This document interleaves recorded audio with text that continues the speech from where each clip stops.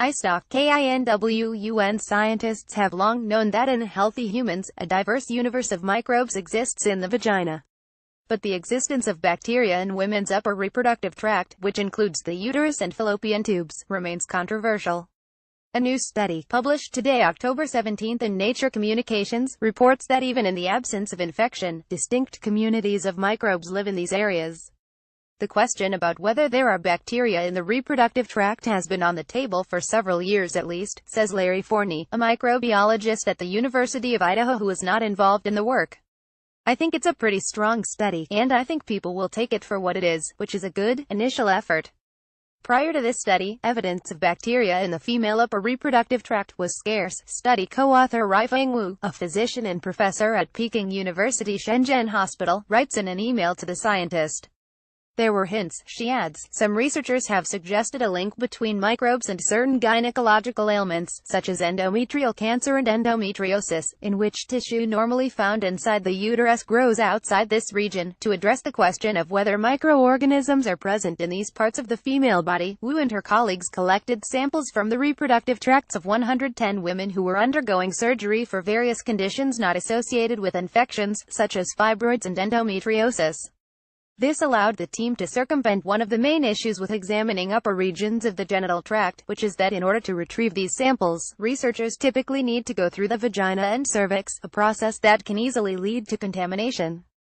See characterizing the healthy vagina. The researchers then used a ribosomal RNA sequencing method that allowed them to identify distinct bacterial communities and their relative abundance in areas of the lower reproductive tract, such as the vagina and cervix, and upper regions, which include the fallopian tubes and endometrium, which lines the uterus.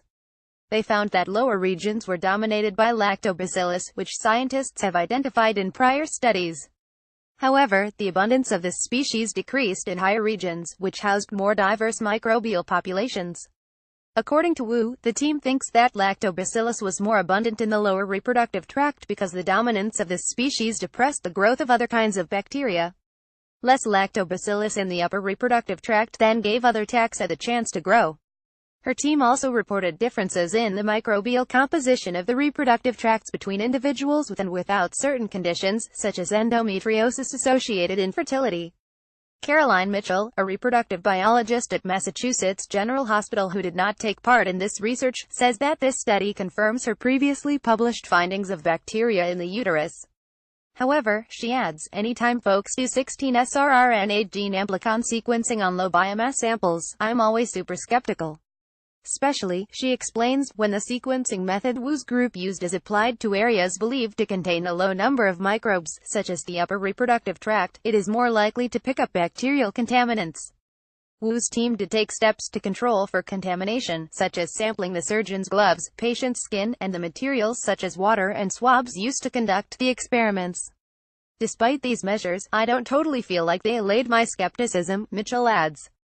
A lot of the bacteria that they found in the upper reproductive tract are taxa more commonly found in water and soil, which suggests to me that some of them are contaminants. See beyond the gut. Another key limitation of this study, according to Jacques Ravel, a microbiologist at the University of Maryland not involved in the work, is that all the women in this study were not completely healthy, given that they all required surgery for some condition.